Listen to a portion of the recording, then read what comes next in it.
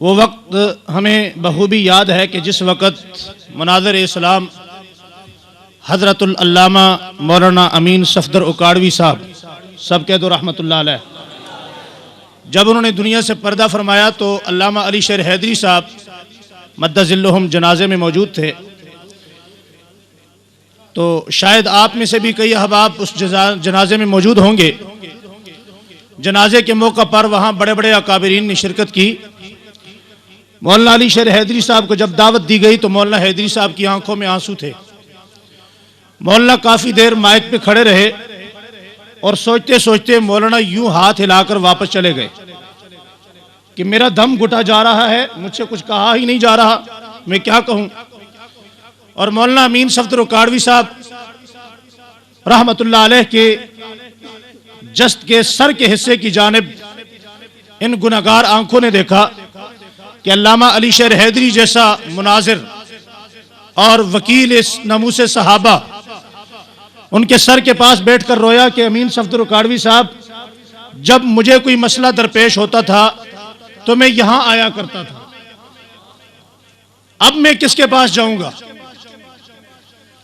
ان کے جانے کے بعد ایک ایسا خلا پڑا جس خلا کا پر ہونا ناممکنات میں سے تھا، اور ہمارے مسلک کے وہ احباب،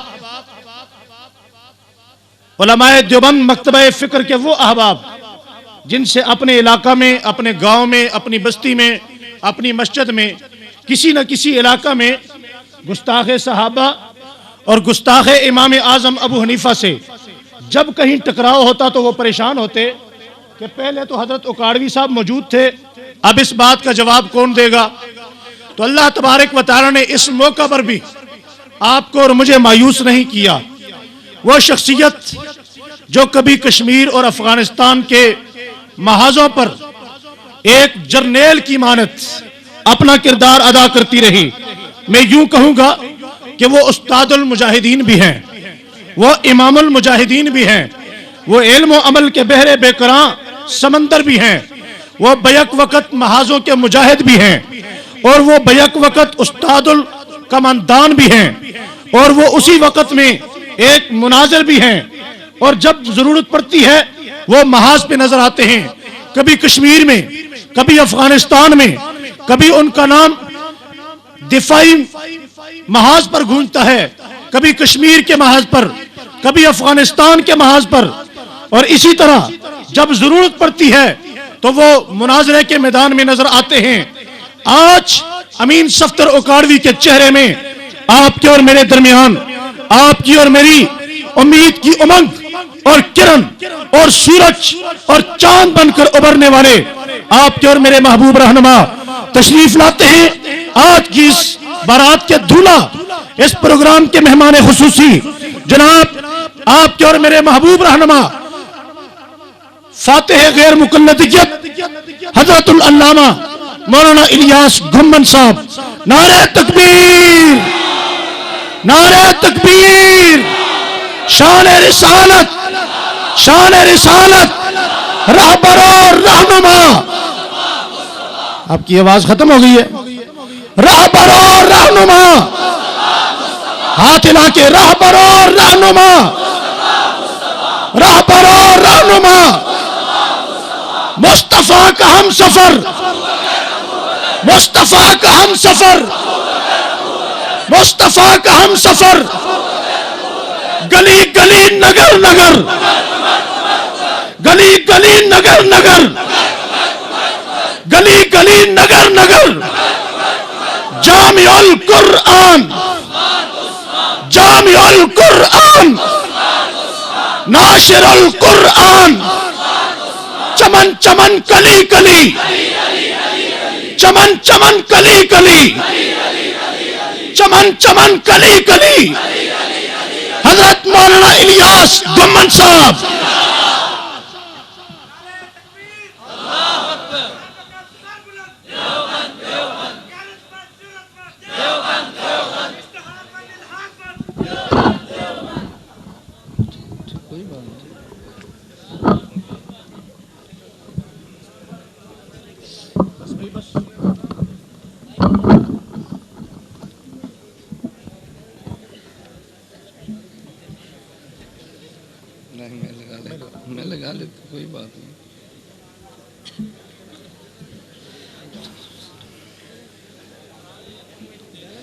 الحمد لله نحمده ونستعينه ونستغفره ونؤمن به ونتوكل عليه ونعوذ بالله من شرور أنفسنا ومن سيئات أعمالنا من يهده الله فلا مضل له ومن يضلل فلا هادي له ونشهد أن لا إله إلا الله وحده لا شريك له ونشهد أن سيدنا ومولانا محمدا عبده ورسوله أما بعد فأعوذ بالله من الشيطان الرجيم بسم الله الرحمن الرحيم ما آتاكم الرسول فخذوه وما نهاكم عنه فانتهوا عن أبي هريرة رضي الله عنه قال قال رسول الله صلى الله عليه وسلم من تمسك بسنتي عند فساد أمتي فله أجر 100 شهيد عن عبد الله بن مسعود رضي الله عنه قال قال رسول الله صلى الله عليه وسلم إن من الشعر حكمة عن عبد الله بن عباس رضي الله عنهما قال قال رسول الله صلى الله عليه وسلم إن من الشعر حكمة اللهم صل على محمد وعلى آل محمد كما صليت على إبراهيم وعلى آل إبراهيم إنك حميد مجيد اللهم بارك على محمد وعلى آل محمد كما باركت على إبراهيم وعلى آل إبراهيم إنك حميد مجيد رسول مجتبیٰ کہیے محمد مصطفیٰ کہیے رسول مجتبیٰ کہیے محمد مصطفیٰ کہیے خدا کے بعد بس وہی ہے اس کے بعد کیا کہیے شریعت کا ہے یہ اسرار ختم الانبیاء کہیے محبت کا تقاضا ہے کہ محبوب خدا کہیے شریعت کا ہے اسرار کہ ختم الانبیاء کہیے محبت کا تقاضا ہے کہ محبوب خدا کہیے جب ان کا ذکر آئے دنیا سراپا گوش ہو جائے جب ان کا نام آئے مرحبا صلی اللہ کہیے محمد کی نبوت دائرہ ہے نور وحدت کا اسی کو ابتدا کہیے اسی کو انتہا کہیے میری سرکار کے نقش قدم ہے جنت کے فاصلے یہی وہ منزل ہے جس کو مغفرت کا راستہ کہیے سلام اس پر کہ جس نے بے قصوں کی دستگیری کی سلام اس پر کہ جس نے بادشاہی میں فقیری کی سلام اس پر کہ اسرار محبت جس نے سمجھائے سلام اس پر کہ جس نے زخم کھائے پھول برسائے سلام اس پر جو خون کے پیاسوں کو قبائیں دیتا تھا سلام اس پر جو گالیاں سن کر بھی دعائیں دیتا تھا سلام اس پر کہ جس کے گھر نہ چاندی تھی نہ سونا تھا سلام اس پر کہ ٹوٹا ہوا بوریا جس کا بچھونا تھا سلام اس پر جو سچائی کی خاطر دکھ اٹھاتا تھا سلام اس پر جو بھوکا رہ کے اوروں کو کھلاتا تھا سلام اس پر کہ جس نے کھول دی مشکیں اسیروں کی سلام اس پر کہ جس نے بھر دی جھولیاں فقیروں کی میرے نہایت قابل ست احترام بزرگوں اہل سنت والجماعت سے تعلق رکھنے والے غیور مسلمان نوجوان دوستوں اور بھائیوں آپ حضرات نے اشتہارات کے ذریعے پڑھا ہے ہماری آج کی کانفرنس کا نام ہے محافل حمد اور محفل نعت تو میں اسی عنوان سے آج آپ کے سامنے گفتگو کروں گا ہر خطیب کا اپنا ذوق اور مزاج ہے میری آپ اس کو مجبوری سمجھیں یا کمزوری سمجھیں کہ اسٹیج پر اسی موضوع پر گفتگو کرتا ہوں جو اشتہار پر دے دیا جائے نمبر 2 میں باوجود اس کے کہ اپنے ایک کاس پہ گفتگو کرتا ہوں لیکن بلانے والے کی رعایت ضرور کرتا ہوں کیونکہ مجھے قاری یاسین صاحب دامت برکاتہم نے حکم دیا کہ آج کے جلسے میں تو نے حمد و نعت کے حوالے ہی سے گفتگو کرنی ہے تو میں نے کہا چلو آج 2-4 بات اسی پہ کر لیں گے اس لیے کہ ہمارا تعلق اکابرین علماء دیوبند کے ساتھ ہے اللہ پاک قاسم ننوتوی نور اللہ مرقدہ کی قبر پہ کروڑوں رحمت نازل فرمائے قاسم العلوم والخیرات مولانا قاسم ننوتوی نے ایک ننار کے نیچے جو چھوٹا سا پودا اس کے نیچے ایک چھوٹا سا مدرسہ قائم کیا جو آج دارالعلوم دیوبند کی صورت میں ایک عظیم یونیورسٹی بنا اس درخت کے نیچے سے ایک استاد جس کا نام شیخ الہند محمود حسن تھا اور ایک شاگرد جس کا نام محمود حسن تھا پڑھنے والا بھی محمود اور پڑھانے والا بھی محمود، جس نے پڑھایا اس کے نام میں بھی حمد تھا، جس نے پڑھا اس کے نام میں بھی حمد تھا۔ میرے دوستو، عجیب بات یہ ہے کہ جس اللہ نے نبی کو بھیجا، ہمارا وہ اللہ بھی قابل حمد ہے۔ جس نبی کو اللہ نے ہمیں نبی بنا کے دیا اس کا نام بھی محمد ہے، تو محمد کے لفظ کے اندر بھی حمد ہے۔ پھر اللہ نے قرآن میں اپنے پیغمبر کے 2 نام تذکرے کیے، 2 نام ذاتی بیان کیے، باقی وصفی بیان کیے۔ ذاتی نام جو قرآن میں اللہ نے حضور کے بیان فرمائے، ان میں سے ایک کا نام محمد ہے اور دوسرا احمد ہے۔ میرا اللہ چاہتا تو اپنے نبی کو اور نام بھی دیتا، لیکن اللہ نے نبی کے لیے نام محمد تجویز کیا، اس لیے کہ اگر اللہ ہمارے نبی کو نام کریم دیتا تو کریم کا معنی ایک ہوتا، اللہ نبی کو نام رحیم دیتا تو معنی ایک ہوتا، اللہ نبی کو نام رؤوف دیتا تو معنی ایک ہوتا۔ اللہ نے پیغمبر کو نام محمد دیا، کیوں؟ اس لیے کہ اللہ کے کائنات میں خزانے میں، اللہ کی اس کائنات میں، اللہ کے خزانے میں ایک شخص تھا جس کا نام اللہ نے محمد تجویز کیا، اور جس کو اللہ نے ختم نبوت کا تاج پہنایا۔ اللہ نے اس کو سب سے آخر میں نبی بنا کے بھیجا، سارے اوصاف کا جامع بنایا، تو اللہ نے نام بھی وہ دیا جس میں صفت نہیں ساری صفات آ گئی۔ اگر کوئی تم سے پوچھے بھی محمد کا معنی کیا ہے، تو محمد کے سارے معنی بیان کرنے بڑے مشکل ہیں۔ مختصر الفاظ میں ہم یہ بات کہتے ہیں کہ محمد اسے کہتے ہیں صلی اللہ علیہ وسلم الذی اجتماعت فیہ الخصال المحمود کلھا، کہ جس کے نام میں ساری صفتیں جمع ہو جائے اس کا نام محمد ہے۔ تو ہماری آج کی کانفرنس کا نام ہے محفل حمد و نعت۔ ایک ہوتی ہے حمد اور ایک ہوتی ہے نعت۔ اگرچہ لغت میں حمد اور نعت کے اندر کوئی فرق نہیں ہے، حمد کا معنی ہے تعریف کرنا، نعت کا معنی بھی ہے تعریف کرنا، لیکن ہماری آج کی زبان میں حمد و نعت میں فرق کر دیا گیا۔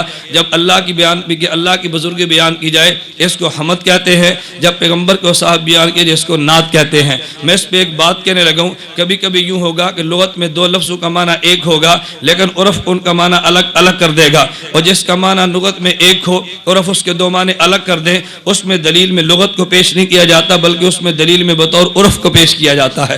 یہ اگر اصول ہمارے ذہن میں آ جائے تو شریعت کے بہت سارے مسائل ایسے ہیں جو حل ہوتے چلے جائیں گے۔ بہت سے لوگ ان مسائل کو سمجھتے نہیں تو نتیجہ بالکل الٹ نکلتا ہے۔ میرے دوستو یاد رکھ لیں، شریعت 3 چیزوں کا نام ہے۔ نمبر 1 عقائد، نمبر 2 مسائل، اور نمبر 3 اخلاق۔ یہ 3 چیزیں ملے تو شریعت بنتی ہے۔ عقائد کو نکال دے شریعت نہیں بنتی، مسائل کو نکال دو شریعت نہیں بنتی، اخلاق کو نکال دو شریعت نہیں بنتی۔ تو شریعت کے 3 حصے ہیں، ایک حصے کا نام عقائد ہے، ایک حصے کا نام مسائل ہے، اور ایک حصے کا نام اخلاق ہے۔ تو ظاہر جب شریعت کے 3 حصے ہیں، ان 3 حصوں کو پڑھنے کے لیے 3 علم چاہیے تھے۔ تو ایک علم جس میں عقائد زیر بحث آتے ہیں اس علم کا نام علم کلام ہے، اور جس میں مسائل زیر بحث آتے ہیں اس کا نام علم فقہ ہے، جس میں اخلاق زیر بحث آتے ہیں اس کا نام علم تصوف ہے۔ اور جو علم عقائد کا ماہر ہو اس کو متکلم کہتے ہیں، علم فقہ کے ماہر کو فقیہ اور مجتہد کہتے ہیں، اور علم اخلاق کے ماہر کو صوفی اور مرشد کہتے ہیں۔ اس لیے میں کہتا ہوں عقائد کو چھوڑ دو شریعت نہیں بنتی، مسائل کو چھوڑ دو شریعت نہیں بنتی، اخلاق کو چھوڑ دو شریعت نہیں بنتی۔ اگر علم کلام کا انکار کرو شریعت مکمل نہیں ہوتی، علم فقہ کا انکار کرو شریعت مکمل نہیں ہوتی، علم اخلاق کا انکار کرو شریعت مکمل نہیں ہوتی۔ علم کلام کے ماہر متکلم کو چھوڑ دو، علم کلام نہیں آتا۔ فقہ کے ماہر فقیہ کو چھوڑ دو، علم فقہ نہیں آتا۔ علم اخلاق کے ماہر صوفی کو چھوڑ دو، علم اخلاق بھی نہیں آتا۔ اس لیے اگر تم پوری شریعت پہ عمل کرنا چاہو تمہیں متکلم کے دروازے پہ آنا پڑے گا، اگر شریعت پہ عمل کرنا چاہو تمہیں فقیہ کے دروازے پہ دستک دینا پڑے گی، اگر شریعت پہ عمل کرنا چاہو تمہیں مرشد کے دروازے پہ دستک دینی پڑے گی۔ آؤ پھر دارالعلوم دیوبند کے بانی مولانا قاسم نانوتوی، اللہ تیری قبر پہ کروڑوں رحمت نازل فرما دے۔ مولانا قاسم نانوتوی وہ تھا جو بیک وقت متکلم بھی تھا، بیک وقت فقیہ بھی تھا، بیک وقت وہ صوفی اور مرشد بھی تھا۔ اگر دنیا والوں تمہیں یہ ساری نعمتیں ایک جگہ پہ لینی چاہو علماء دیوبند کے دروازے پہ آؤ۔ علماء دیوبند کے دروازے پہ تمہیں علم کلام بھی ملے گا، ان کے دروازے پہ علم فقہ بھی ملے گا، ان کے دروازے پہ علم اخلاق بھی ملے گا۔ دیوبند کے پاس آؤ گے تمہیں کلام کرنے والا متکلم بھی ملے گا، فقہ جزئیہ بیان کرنے والا فقیہ بھی ملے گا، اور خانقاہ میں تزکیہ اور تصوف کے درس دینے والا تمہیں صوفی اور مرشد بھی ملے گا۔ یہ تینوں بیک وقت چاہیے تو تم آؤ۔ اس کے لیے اللہ نے علماء دیوبند کی صورت میں دنیا میں شریعت کو عام کر دیا۔ میرے دوستوں میں کہنا یہ چاہتا ہوں، اب دیکھ لیے متکلم ایک لفظ ہے، متکلم کا معنی اگر تم تبلیغی جماعت میں جاؤ گے پوچھو متکلم کسے کہتے ہیں، وہ کہے گا گشت میں بات کرنے والے کو۔ اگر مدرسے میں آگے پوچھو میں متکلم کسے کہتے ہیں؟ وہ کہے گا علم کلام کے ماہر کو. اگر تم نحوی کے پاس جو کو متکلم کسے کہتے ہیں؟ وہ کہتے ہیں صیغہ واحد یہ متکلم کا ہے, یہ صیغہ جمع متکلم کا ہے. متکلم تو لفظ ایک ہی ہے نا, لغت میں معنی ایک ہے, لیکن علم کلام میں جاؤ متکلم اور ہوگا. علم تم تو تبلیغی جماعت میں جاؤ متکلم کا معنی اور ہوگا. تم نحو والوں کے پاس سر والوں کے پاس جاؤ متکلم کا معنی اور ہوگا. اس لیے میں بات کہنا چاہتا ہوں, اگر کسی آدمی نے فقہ پہ اعتراض کرنا ہو, اگر کسی آدمی نے دیوبندیت پہ اعتراض کرنا ہو, اگر کسی نے حنفیت پہ اعتراض کرنا ہو, پھر میں تم سے یہ بات پوچھوں گا کہ تم نے اعتراض کیا یہ مسئلہ فقہ کا تھا, مسئلہ عقیدے کا تھا, مسئلہ تصوف کا تھا. بعض لوگوں نے اعتراض یوں کیا کہ مسئلہ تصوف کا لیا اور کہا تمہارا عقیدہ ٹھیک نہیں ہے, اس لیے کہ تمہارے قاسم ندوی نے یوں لکھا تمہارا عقیدہ ٹھیک نہیں ہے, حاجر مہاجر مکی نے یوں لکھا تمہارا عقیدہ ٹھیک نہیں ہے, رشید احمد کے گوہی نے یوں لکھا. تو فوراً میں سوال کرتا ہوں میرے دوستو یہ تو بتا جو تو نے عبارت بیان کی ہے اس عبارت کا تعلق عقیدے سے ہے, اس کا تعلق فقہ سے ہے, اس کا تعلق تصوف سے ہے, یہ تجھے بتانا پڑے گا. کہتا ہے یہ کوئی فرق نہیں ہے. میں نے کہا فرق تو ہوگا نا. اگر ایک آدمی قاری یاسین صاحب کی درج حفظ کی کلاس میں آئے اور آ کر قاری صاحب کے میرے بچوں کا امتحان لو اور ان کے بچے سے میں پوچھوں بیٹا تم کلمہ پڑھو, وہ کہتا ہے بسم اللہ الرحمن الرحیم, آپ بتاؤ جواب ٹھیک دیا یا غلط دیا؟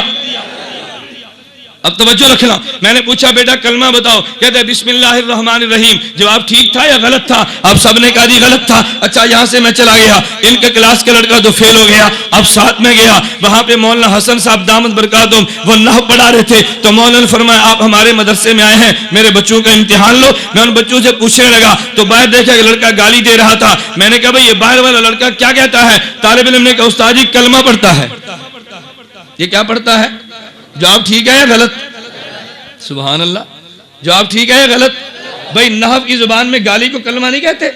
نحویوں سے پوچھو کلمہ کسے کہتے ہیں, تو نحوی کیا کہے گا؟ لفظ وضع لمعنى مفرد مفردن مفردن, وہ معنی یہ بیان کرے گا نا. تو گالی بھی تو کلمہ ہے نا. اب دیکھو اگر تم حفظ کی کلاس میں آؤ گے تو یہاں بسم اللہ بھی کلمہ نہیں بنتا, اور نحو کی کلاس میں آؤ گے تو گالی بھی کلمہ بنے گی. تو معلوم کیا ہوا, اگر تمہیں کلمے کی تعریف کرنی ہے نحو والوں کے پاس آؤ گے کلمہ اور ہوگا, حفظ والوں کے پاس آؤ گے کلمہ اور ہوگا. میرے دوستو میں یہ بات کہنا چاہتا ہوں, اگر تم نے سوال عقیدے پہ کیا تو کتابیں عقیدے کی کھلے گی, اگر تصوف پہ کیا کتاب تصوف کی کھلے گی, اگر فقہ پہ کیا کتاب فقہ پہ کھلے گی. تصوف کی بات سے زیر باس لاگے عقیدے پہ اعتراض مت کر, فقہ کی بات کو زیر باس لاگے عقیدے پہ باس مت کر. یہ تیری جہالت کی دلیل ہے. تو تینوں میں فرق نہ کر سکا اور دیوبندی تینوں میں فرق کرتا ہے, اس لیے دیوبندی کبھی دھوکے کا شکار بھی نہیں ہوتا.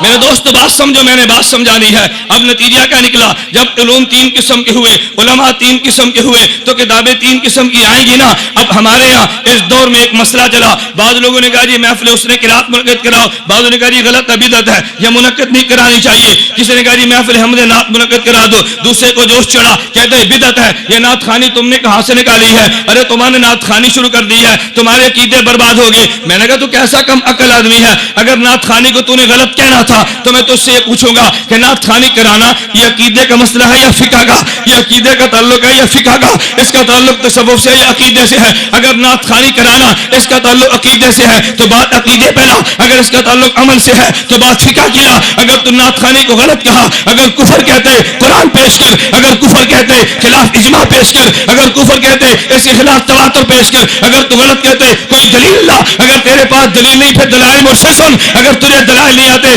دلائل میں دیتا ہوں لکھتا تو جا. تجھے کس نے بیان کیا کہ نعت کو منعقد کرنا یہ کفر ہے؟ تجھے کس نے کہا حمد کو بیان کرنا یہ پیغمبر کی سنت کے خلاف ہے؟ تو نے قرآن کی ایک آیت کو پڑھانا, کہتا ہے اللہ قرآن میں کہتے وما علمناہ الشعر وما ينبغي له, کہ میرے پیغمبر ہم نے تجھے شعر نہیں سکھایا, شعر تیرے مناسب بھی نہیں ہے. میں نے کہا مانا اب قرآن تجھ پہ اترا یا مجھ پہ اترا؟ وہ فوراً کہے گا قرآن اللہ کے نبی پہ اترا. تو پھر میں کہنا یہ چاہوں گا جب قرآن نبی پہ اترا تو شرع بھی نبی کرے گا. میں قرآن نبی کا مانتا ہوں, شرع نبی کی مانتا ہوں, تیرا قرآن بھی نہیں مانتا, تیری شرع بھی نہیں مانتا. اللہ کے پیغمبر سے پوچھنا نبی نے شعر کے بارے میں کون سے جملے کہے, پیغمبر سے پوچھنا پیغمبر نے شاعروں کو پسند کیا یا نہیں کیا. میرے نبی سے پوچھنا چاہیے تو کون ہوتا ہے. یہی اعتراض ہم نے قادیانی پہ کیا. ہمارا جھگڑا مرزا قادیانی سے کیا تھا؟ مرزا قادیانی کہنے لگا میں آخری نبی ہوں. ہم نے کہا نہیں نہیں, آخری نبی وہ تھا. مرزا قادیانی کہتے نہیں نہیں, آخری نبی میں ہوں. ہم نے کہا قرآن پڑھ, ما کان محمد ابا احد من رجالکم ولکن رسول اللہ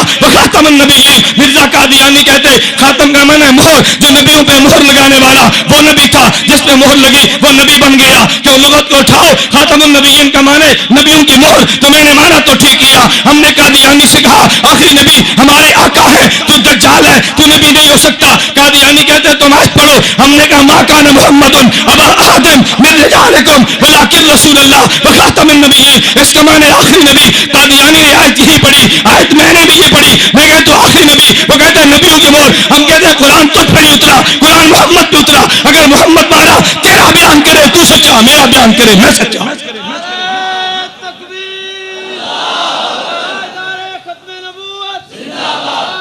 ختم نبوت, تاجدار ختم نبوت. اس لیے مرزا قادیانی پیغمبر کے معنی پہ نہیں آتا. میرے دوستو ایک بات یہ نشین کر لیجیے.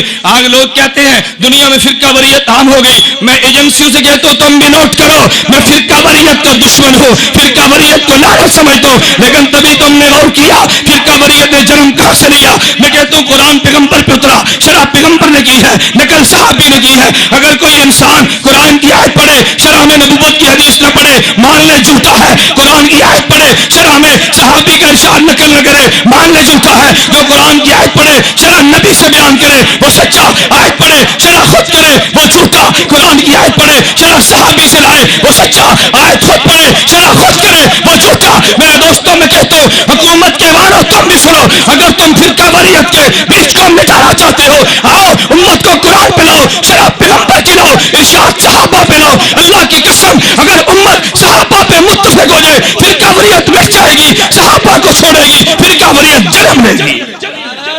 تکبیر, تاجدار ختم نبوت, عظمت صحابہ. مٹاؤ فرقہ واریت کو. کون فرقہ واریت چاہتے؟ ہم بھی چاہتے ہیں فرقہ واریت کو مٹا ڈالو, لیکن مٹانے کے لیے طریقہ وہ اختیار کرو جو میرے پیغمبر نے اختیار کیا. نبی سے فرمایا نا کہ میری امت میں فرقے ہوں گے, وہ جہنم میں جائیں گے, ایک جنت میں جائے گا. حضور جنت میں جانے والا کون سا ہوگا؟ فرمایا مانا نہیں ہے وہ صحابی جو بات میری کہے پوچھے صحابی سے, حدیث میری بیان کرے پوچھے صحابی سے. اگر حدیث نبی کی بیان کرے, شیخ صحابی کا عمل بیان نہ کرے, وہ فرقہ واریت کا بیج بوتا ہے. اور جو پیغمبر کی حدیث بیان کر کے شرح صحابی سنائے وہ فرقہ واریت کو مٹا کے رکھتا ہے. دعا کرو اللہ ہمیں پیغمبر کے ارشاد کو صحابہ سے سمجھنے کی توفیق عطا فرمائے. تو نے پڑھا نا قرآن کی آیت کو. اچھا میرا سوال یہ ہے, لاہور کے مسلمانوں تم یہ بتاؤ, یہ ممکن ہے قرآن کو چھوڑ کے ہے, نبی کو چھوڑ کے ہے؟ نہیں ہو سکتا. اگر ہوا تو تیری عقل میں فطور ہے, اگر ہوا تیرے دماغ میں فطور ہے, تو نہیں سمجھا. قرآن کہتے ہیں وما علمناہ الشعر وما ينبغي له, میں نے شعر تجھے نہیں سکھایا, محمد تیری شان کے لائق بھی نہیں ہے. اللہ کے نبی سے پوچھو تو رسول اللہ نے کہا ان من الشعر لحکمہ. عبداللہ بن مسعود کہتے ہیں ان من الشعر حکمہ. میرے دوستو سنو, عبداللہ بن مسعود کون تھا؟ معمولی آدمی نہیں تھا. حضرت امام اعظم ابو حنیفہ, اس کا نام حماد تھا, حماد کے استاد کا نام اسود اور ارکمہ تھا, ان کے استاد کا نام عبداللہ بن مسعود تھا, عبداللہ بن مسعود کا نام حضرت رسول اللہ تھا. صحابہ سارے میرے سر کا تاج ہے, صحابہ سارے میرا ایمان ہے, صحابہ سارے حجت ہے, لیکن ہر صحابی کی اپنی شان ہے. صداقت میں ابو بکر نرالا, عدالت میں فاروق نرالا, شجاعت میں علی نرالے, سخاوت میں عثمان نرالا, سیاست میں معاویہ نرالا, کتابت میں زید یہ نرالا, امانت میں ابو عبیدہ یہ نرالا. میں مانتا ہوں لیکن ایک بات میں عبداللہ بن مسعود نرالا ہے. خدا کی قسم 1,24,000 صحابہ میں سے عبداللہ بن مسعود وہ تنہا صحابی ہے جس کا نام لے کے پیغمبر نے کہا ما حدثکم ابن مسعود فصدقوہ. جو حدیث عبداللہ بن مسعود بیان کرے سچا ضرور مان لینا. نعرہ تکبیر, تاجدار ختم نبوت, عظمت صحابہ. عبداللہ بن مسعود عام صحابی نہیں ہے. میں نے اس لیے حدیث کے لیے انتخاب کیا عبداللہ بن مسعود کا. میرے دوستو عبداللہ بن مسعود وہ صحابی ہیں. اٹھا بخاری کو, اللہ کے پیغمبر نے فرمایا استقر القرآن من اربعۃ, اگر قرآن پڑھنا ہو میرے 4 صحابہ سے پڑھو. اور پہلے نام پیغمبر نے عبداللہ بن مسعود کا لیا. یہ شرح پیغمبر قرآن کی غلط کرتا تھا. عبداللہ بن مسعود کی بات مانو یہ تیری مان لو, نہیں ہوگا. میں بات مانوں گا عبداللہ بن مسعود کی. کیوں؟ میرے پیغمبر دنیا سے چلے صحابہ کے حوالے کر کے گئے. آئے لوگ کہتے ہیں تم نے کلمہ نبی کا پڑھا, ہم کہتے ہیں یہ نبی کا پڑھا. کہتے ہیں پڑھو کلمہ لا الہ الا اللہ محمد رسول اللہ. کلمہ نبی دا پڑھیا گل عمر دی من دے ہو, کلمہ نبی دا پڑھیا گل عثمان دی من دے ہو, کلمہ نبی دا پڑھا گل تو علی دی من دے ہو. میں کہو دجال اور کذاب اپنی زبان کو لگام دے, ہم نے کلمہ نبی کا پڑھا. نبی نے فرمایا میں دنیا سے جا رہا ہوں, صحابہ چھوڑ کے جاتا ہوں. میں دنیا سے جاتا ہوں, ابو بکر کو چھوڑ کے جاتا ہوں. میں دنیا سے جاتا ہوں, عمر کو چھوڑ دیا. میں دنیا میں نہیں ہوگا, ابو بکر کے پاس آنا, ابو بکر نہیں ہوگا. عمر کے پاس آنا, عمر نہیں ہوگا. عثمان کے پاس آؤ, عثمان نہیں ہوگا. علی کے پاس لاؤ, یہ نہیں ہوگے تو میرے صحابہ میں سے جس کے پاس بھی جاؤ گے, جہاں وہ جائے گا وہاں تم جاؤ. نعرہ تکبیر, تاجدار ختم نبوت, عظمت صحابہ. اس لیے تو خاتم الانبیاء نے اعلان کیا, فرمایا ما من احد من اصحابی یموت باحسن الا بعث قائدا الا بعث قائدا ونور لهم یوم القیامہ. فرمایا جس سرزمین پہ میرا صحابی وفات پا جائے گا, قیامت کو اٹھے گا, ان کا قائد بھی ہوگا, ان کے لیے نور بھی ہوگا. میرے دوستوں میں نے عرض کیا, میں عبداللہ بن مسعود رضی اللہ عنہ کے فضائل پہ زیادہ بات نہیں کرتا. میں نے کہا عبداللہ بن مسعود نے پیغمبر کی حدیث کو نقل کیا, اور دوسری میں نے روایت پڑھی عبداللہ بن عباس کی. عبداللہ بن عباس کون ہے؟ تو نے قرآن کی آیت پڑھی ہے نا؟ میں کہتا ہوں قرآن کی آیت تو نے پڑھی, شرح عبداللہ بن عباس سے لا. عبداللہ بن عباس کون ہے؟ عبداللہ بن عباس کی خالہ حضرت میمونہ پیغمبر کے حرم میں تھی. عبداللہ بن مسعود عبداللہ بن عباس رات کو گئے, پیغمبر کے گھر میں تھے. رات کو اٹھے, حضور استنجا کے لیے گئے, وضو کے لیے گئے. عبداللہ بن عباس آئے, لوٹا بھر کے حضور کو پیش کیا. فرمایا پانی کس نے بھرا ہے؟ عبداللہ بن عباس نے کہا جی میں نے بھرا. نبی خوش ہوئے, کہ یا اللہ اللہم علمہ التعویل, اے اللہ میرے اس ابن عباس کو, اے اللہ میرے اس بھتیجے کو, میرے چچے کے بیٹے کو, کئی رشتے تھے نا خالہ کا, ادھر خالہ کی وجہ سے ان کے بھانجے بھی تھے, حضرت عباس کی وجہ سے پیغمبر کے چچے کے بیٹے بھی تھے, امت کی وجہ سے پیغمبر کے صحابی بھی تھے. حضور نے دعا مانگی اللہم علمہ التعویل, اے اللہ میرے ابن عباس کو قرآن کی تفسیر کا علم دے. تفسیر تیری نہیں مانتا, ابن عباس کی مانتا ہوں. میرا جرم تو یہی نا کہ تیری بات نہیں مانتا, میں صحابہ کی بات مانتا ہوں نا. میرے دوست بات کو سمجھو. عبداللہ بن عباس نے فرمایا, اللہ کے نبی کا ارشاد نقل کیا, یہ دونوں روایتیں ترمذی میں موجود ہیں. اور حضرت عبداللہ بن عباس, یہی میں نے ان من الشعر الحکمہ, یہ روایت اٹھا کے دیکھو ترمذی میں موجود ہے. عبداللہ بن عباس فرماتے ہیں اللہ کے پیغمبر نے اعلان کیا. عبداللہ بن مسعود فرماتے ہیں اللہ کے نبی نے اعلان کیا ان من الشعر الحکمہ. فرمایا شعر میں اتنی حکمتیں ہوتی ہیں, شعر میں دنائیاں اللہ نے رکھی ہیں, شعر میں رب نے حکمتیں رکھی, رب نے دنائیاں رکھی. کبھی کبھی انسان نثر میں وہ بات نہیں کہہ سکتا جو شعر میں کہتا ہے. جب پیغمبر گارنٹی دے تو کون ہوتا ہے روکنے والا؟ پھر صرف یہ نہیں, اللہ کے پیغمبر نے اپنی زبان سے اعلان کیا. میں نے چند دن قبل مامو کانجن میں ایک بیان کیا, بیان کر کے بننے بات آ گیا. بعض لوگ بعد میں پہنچے, کہتے جی مولانا کو لاؤ, ہم نے مولانا سے مناظرہ کرنے. میں نے کہا بھی شوق پورا کر لو, لیکن مناظرے کا طرز وہ ہوگا جو میرے پیغمبر نے دیا ہے. میں تیرے طرز کو قبول نہیں کرتا. کہتے ہیں وہ کون سا؟ میں نے کہا میرے پیغمبر نے طرز کیا دیا. ایک قبیلہ تھا عرب کا, اللہ کے نبی کے پاس ہے, کہا ہم نے مناظرہ کرنے. فرمایا کرو بھائی, تم مناظرے کا شوق پورا کر لو, ہم مناظرہ کرنا چاہتے ہیں. فرمایا مناظرہ کون کرے گا؟ انہوں نے کہا یہ ہمارا شاعر کرے گا. فرمایا تم شاعر کے لاؤ. حضور نے فرمایا حسان کھڑے ہو جاؤ, ان کا مقابلہ کرو. عرب کا شاعر آیا, پیغمبر نے شاعر پیش کیا. انہوں نے کہا ہمارا خطیب مقابلہ کرے گا. فرمایا لاؤ. حضور نے فرمایا حسان تم کھڑے ہو کے خطابت کے جوہر دکھاؤ. حضور کا شاعر حسان شاعری میں جیتا, حضور کا خطیب حضرت ثابت یہ خطابت میں جیتا. دلائل کی باری ہے. نبی نے فرمایا میں دلائل دوں گا. میرے دوستو میں نے ان سے کہا, میں کہتا ہوں اگر تمہارا دکاندار آئے گا میں دکاندار لاؤں گا, تمہارا پروفیسر آئے گا پروفیسر لاؤں گا. مناظر تم لاؤ, میں خود آؤں گا. مناظر تم لاؤ, میں خود آؤں گا. میں نے کہا میں نے پیغمبر کی حدیث بیان کی, جھٹلاؤ میری روایت کو, انکار کر دو نا. سامنے شاعر آیا تو نبی نے کس کو پیش کیا؟ شاعری غلط جو تھی پھر نبی نے پیش کیوں کیا؟ شاعری تو غلط ہے نا, نبی نے کیوں پیش کیا؟ ادھر سے شاعر آیا, پیغمبر نے شاعر پیش کیا. ادھر سے خطیب آیا تو نبی نے. خطابت تو غلط ہے نا, یہ تو بازو چڑھاتے ہیں, یہ تو خلاف سنت باتیں کہتے ہیں. یہ میرا عنوان نہیں ہے, ورنہ میں خطابت پہ دلائل لاتا. میرے دوستو خدا کی قسم میں دیوبندیت کے ایک رخ پہ بحمداللہ دلائل رکھتا ہوں. تم سٹیج لگاتے جاؤ, میں دلائل دیتا جاؤں گا. میں نے ایک جلسے میں علماء سے کہا, میں نے کہا تم کہتے ہو نا جب خطیب تقریر کرتا ہے, تقریر سے قبل کہتے میں نے تمہید باندھی ہے, بیان بعد میں کروں گا, یہ بھی پیغمبر سے ثابت ہے. میں نے کہا ہو میں دلیل دیتا ہوں, یہ پیغمبر سے ثابت ہے. تم کہو گے کہاں پہ؟ نبی نے سب سے پہلے خطبہ کہاں پہ دیا؟ کوہ صفا پہ. کوہ صفا پہ توحید بھی صاف تھی اور کوہ بھی صاف تھا. اللہ نے انتخاب کس کا کیا؟ خالص توحید کے لیے کوہ صفا کا انتخاب کیا. حضور نے کیا فرمایا اپنی قوم سے؟ فرمایا میری قوم لبثت فیکم عمرا، میں نے زندگی کی ایک مدت تمہارے اندر گزار دی. حال وجدتمونی صادقا ام کاذبا، تم نے مجھے کیسے پایا؟ مکہ کے قریشی نے کہا وجدنا کا غیر امر جربنا کا غیر مرہ، ہم نے کئی بار تیرا تجربہ کیا. ما وجدنا فیک الا صدقا، ہم نے تجھ میں صداقت ہی صداقت پائی. حضور نے فرمایا اچھا مجھے سچا مانتی ہو؟ قولوا لا الہ الا اللہ تفلحوا. میں نے کہا علماء میں آپ سے کہتا ہوں یہ پیغمبر نے قولوا سے خطاب شروع کیا. پہلے ساری تمہید باندھی تھی، پہلے ساری کیا باندھی تھی؟ پہلے حضور نے کیا باندھی؟ لبثت فیکم عمرا حال وجدتمونی صادقا ام کاذبا. انہوں نے کہا جربنا کا غیر مرہ ما وجدنا فیک الا صدقا. تمہید کسے کہتے ہیں؟ تمہید المقدمات کا نام ہے. سامع المقدمات کو مان اگلی تقریر تسلیم کر لیتا ہے.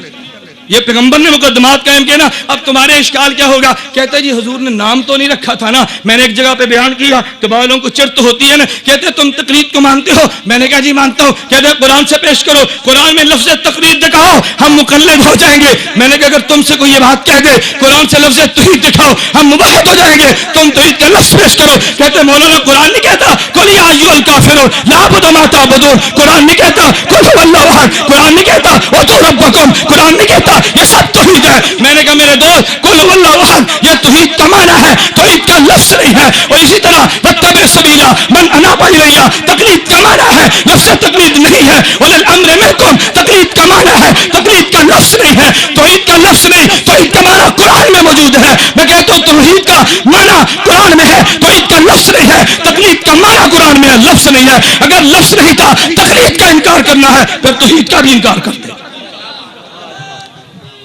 پھر انکار کرتے، پھر ساری باتوں کا انکار کر دے. نہیں میرے دوستو میرا عنوان نہیں، میں نے جو بات عرض کرنی ہے وہ سمجھے. میں نے کہا رب نے قرآن میں اعلان کیا تجھے سمجھ میں نہیں آیا، میں نے محمد سے سمجھا صلی اللہ علیہ وسلم مجھے سمجھ آ گیا. اللہ کے پیغمبر نے فرمایا ان من الشعر حکمہ، ارے شعر میں بڑی دانائی ہے. اللہ کے پیغمبر نے فرمایا. اور میرے دوستو یہ پرانے قصے تو میں لاؤں گا، ضمناً بات آ گئی. آپ نے سنا ہوگا حکیم الامت مولانا اشرف علی تھانوی اللہ اس کی قبر پہ کروڑ رحمت نازل فرمائے. حضرت کی خدمت میں خواجہ عزیز مرزوق کتنا بڑا شخص تھا، ڈپٹی کلیکٹر تھا. حضرت کے دربار میں آیا، سب کو چھوڑ گیا. ایک مرتبہ حضرت کی خانقاہ میں تھے، کوئی خلاف مزاج جملہ کہہ دیا. حضرت ناراض ہو گئے، فرمایا بھی خواجہ کو خانقاہ سے باہر نکالو. اس وقت ہمارے صوفیہ کے ہاں سب سے بڑی سزا یہ تھی مرید کو باہر نکال دو. یہ مرید کے لیے موت تھی کیونکہ مرید سچا تھا نا. فرمایا بولنا چھوڑ دو، مرید کے لیے موت تھی. فرمایا عزیز الرسول کو باہر نکالو. حضرت کو باہر نکال دیا. خواجہ صاحب بھی تو خواجہ تھے نا، حضرت تھانوی کے تربیت یافتہ تھے. تھانوی سے انہیں تصوف کو پڑھا تھا، اپنے نفس کو مارا تھا، اصلاح کی تھی.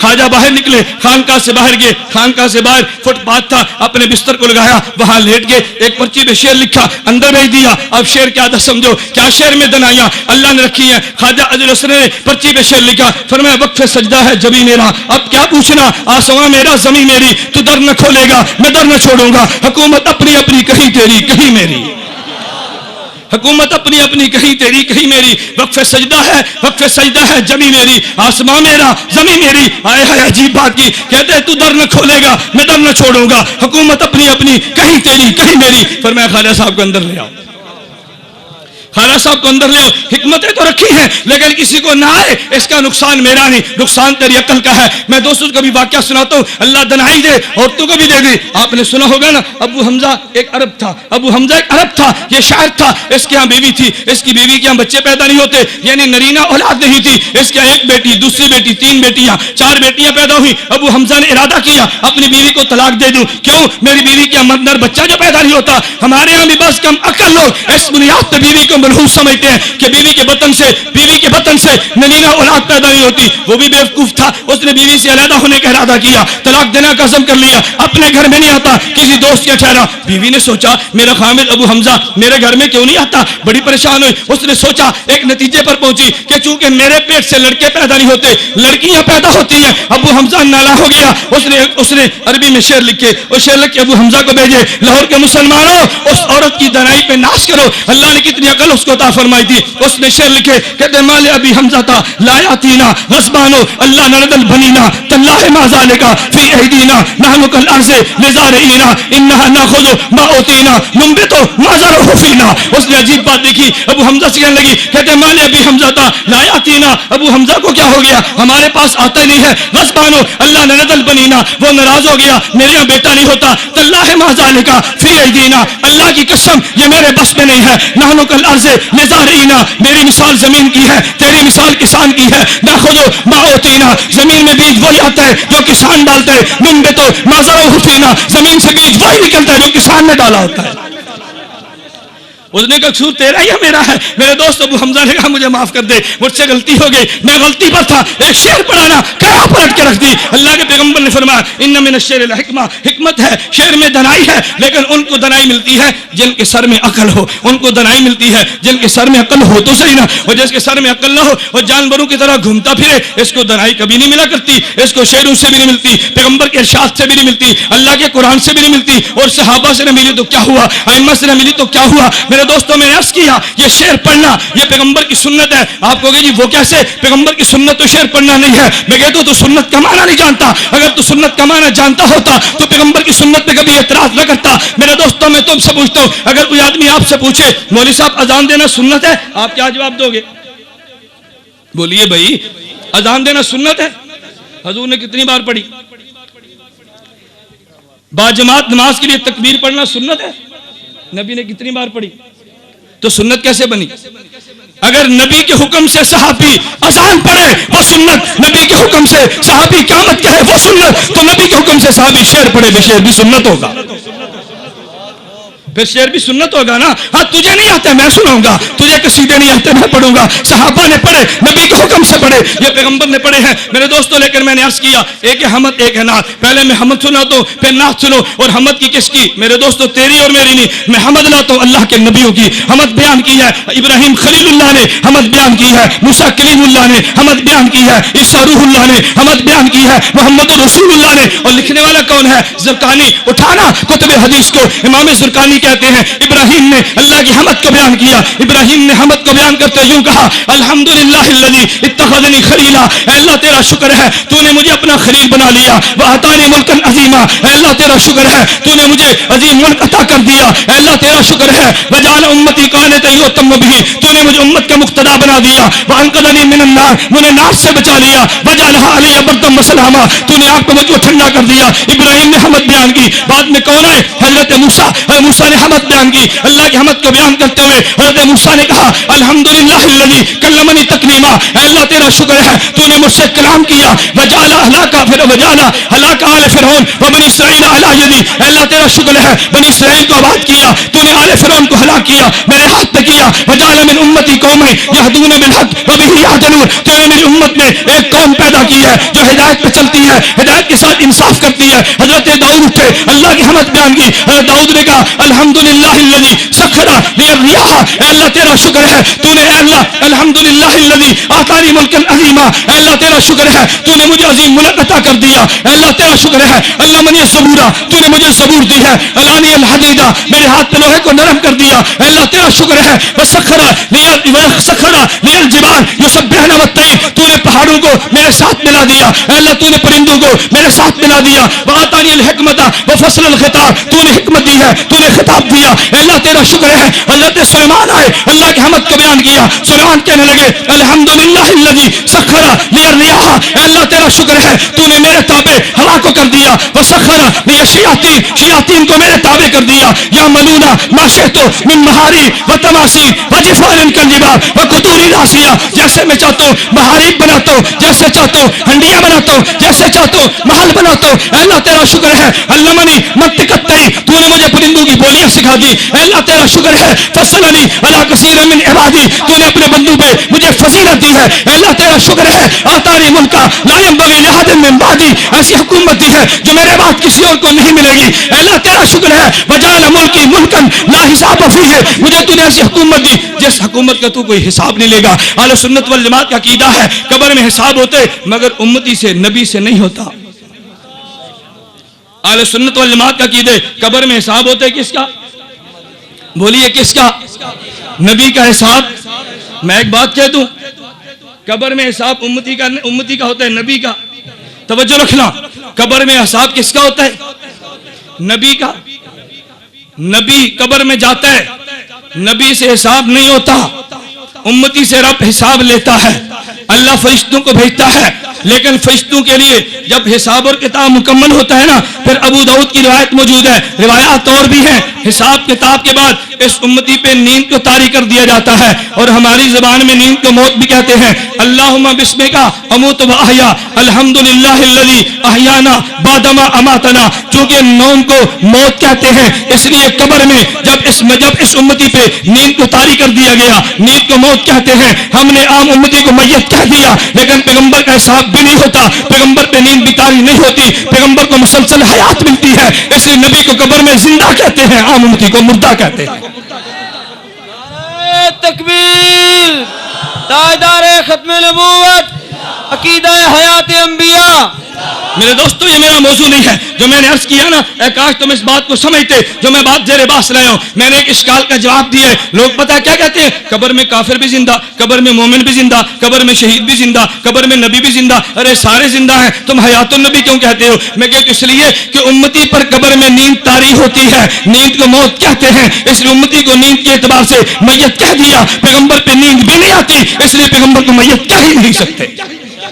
یہ دونوں میں فرق تھا. خیر کبھی اس عنوان پہ جلسہ ہوا, پھر میں حیات النبی پہ دلائل لاؤں گا, قاسم نانوتوی کا عقیدہ بیان کروں گا, ہونے والے اشکالات کو صاف کروں گا, قرآن کی آیتیں پڑھوں گا. میرے دوستو, وہ دور گزر گیا جب حیات النبی پہ مناظرے تھے. میں علماء کی موجودگی میں کہتا ہوں, اگر کسی نے مولانا بیٹا چلے جو حیات النبی پہ ہم سے مناظرہ کرے, میں 10,000 انعام دوں گا. جو میرا ان سے عقیدہ حیات النبی پہ مناظرہ طے کرا دے گا, فتح شکست بات کے فیصلے تو طے کرا, میں 10,000 انعام تجھے دوں گا.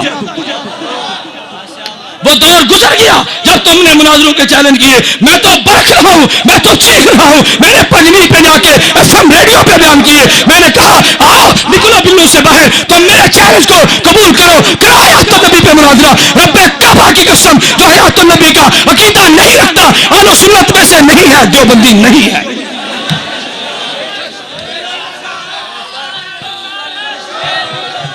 نعرہ تکبیر. تاجدار ختم نبوت, اہل سنت والجماعت علماء دیوبند, عقیدہ حیات النبی. میں نہیں مانتا تمہیں دیوبندی. تم کہو مجھے متنازع, مت پلاؤ مجھے اسٹیج پہ, مت پلاؤ اپنے جلسوں پہ. میں تمہیں دیوبندی نہیں مانتا. تو قاسم نانوتوی کے عقیدے کو قرآن کے خلاف کہے, مولانا خلیل سہارنپوری کو قرآن کا منکر کہے, تو صحابہ کے عقیدے کو قرآن کے منافق ہے, میں تجھے دیوبندی مان لوں, پھر میری زندگی پہ لعنت ہے.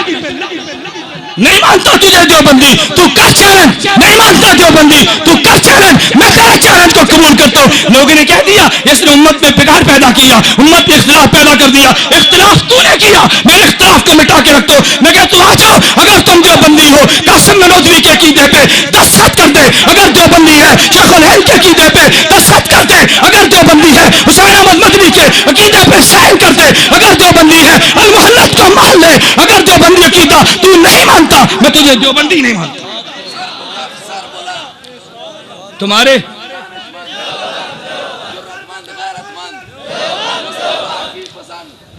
تمہارے رنگ اترتے ہیں تو اترنے دو.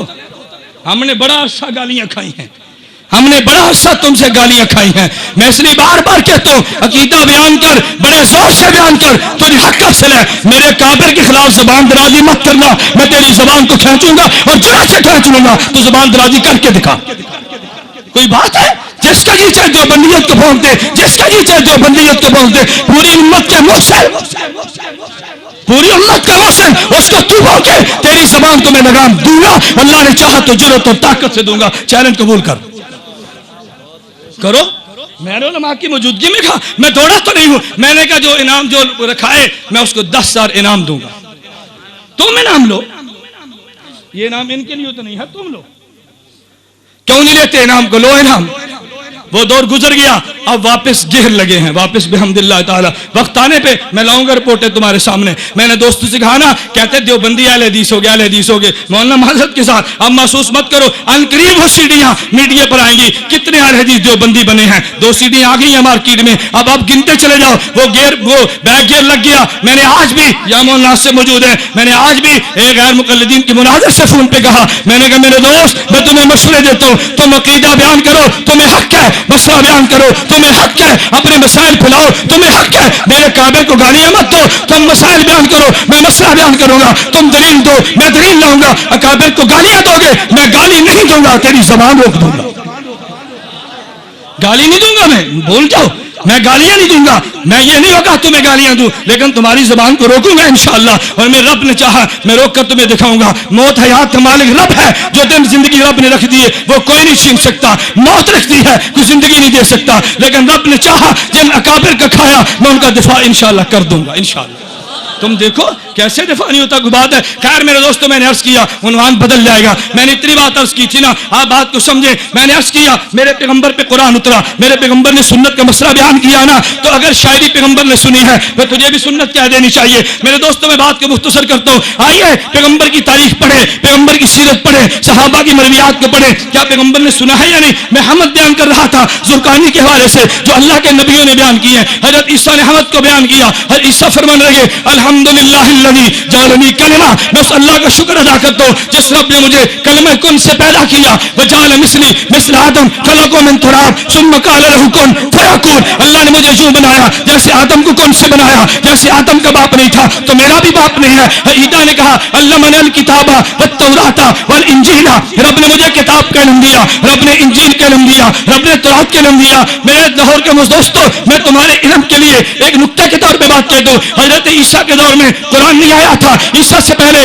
تورات آئی، عیسیٰ سے پہلے انجیل آئی، عیسیٰ سے پہلے زبور آئی۔ عیسیٰ علیہ السلام فرماتے مجھے رب نے انجیل دی ہے، بات سمجھ آتی ہے، مجھے زبور کا علم دیا، بات سمجھ آتی ہے، مجھے تورات کا علم دیا، بات سمجھ آتی ہے۔ اور عیسیٰ نے یہ کیوں کہا کہ رب نے مجھے کتاب کا علم بھی دیا، یہ کیسے فرما دیا کہ مجھے کتاب کا علم بھی دیا؟ اس کی وجہ سنو، اہل سنت والجماعت کا مسلمانوں کا عقیدہ ہے عیسیٰ علیہ السلام آسمان پہ زندہ ہے، اس نے دوبارہ آنا ہے، پیغمبر کا امتی بن کے آنا ہے، جب اسے نبی کا امتی بننا ہے اس کو قرآن کا علم بھی چاہیے تھا، اللہ نے آنے سے پہلے قرآن کا علم بھی دے دیا، آنا جو تھا علم بھی دیا، آنا جو تھا علم بھی دیا نا۔ میں نے ایک جگہ پہ دوستوں سے کہا قرآن کے حوالے سے میں بات کہہ دوں، مرزا قادیانی کہتے عیسیٰ علیہ السلام فوت ہو گئے، آسمان پہ زندہ اٹھا لیے گئے، ہم نے کبھی قرآن پڑھ، اب قادیانی بھی تو قرآن پڑھتے ہیں نا، لوگ کہتے ہیں قرآن قرآن قرآن قرآن، قادیانی بھی تو قرآن پڑھتا ہے نا۔ قادیانی کہتے ہیں دیکھو اللہ نے قرآن میں کہا اس قال اللہ یا عیسیٰ، اللہ نے قرآن میں کہا عیسیٰ انی متوفی کا، توجہ رکھنا،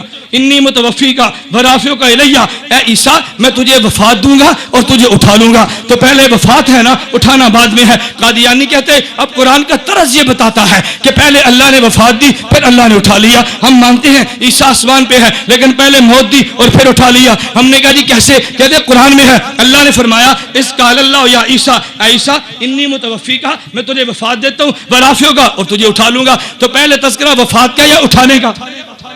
بولیے نا، آپ پریشان مت ہو، جواب میں نے دینا ہے، پہلے تذکرہ وفات کا یا اٹھانے کا؟ اب مرزا قادیانی کہتے جی پہلے اللہ نے وفات کا فرمایا پھر اٹھانے کا فرمایا، یہی بات تو میں کہتا ہوں، پہلے وفات دی ہے پھر اٹھا لیا۔ میں کہتا ہوں عقل کے اندھے، تو آنکھ کا بھی اندھا تھا، عقل کا بھی اندھا تھا، قرآن سمجھتا بھی نہیں تھا، دیکھتا بھی نہیں تھا، یہی تیرا نقص تھا، تو نے دیکھا تو وہ بھی یاد تھا، سمجھا تو وہ بھی یاد تھا، تیرا قصور نہیں، تیری عقل اور آنکھ کا قصور تھا۔ بدبخت تو نے قرآن کے اسلوب پہ غور کیا، اصل مسئلہ کیا تھا؟ عیسیٰ علیہ السلام دوڑے، یہودی پیچھے تھے، عیسیٰ علیہ السلام کمرے میں چھپے، اب یہودی باہر کھڑے ہیں، عیسیٰ علیہ السلام بھی انسان تھے، عیسیٰ علیہ السلام بھی تو بشر تھے نا، بشری تقاضے بھی تھے۔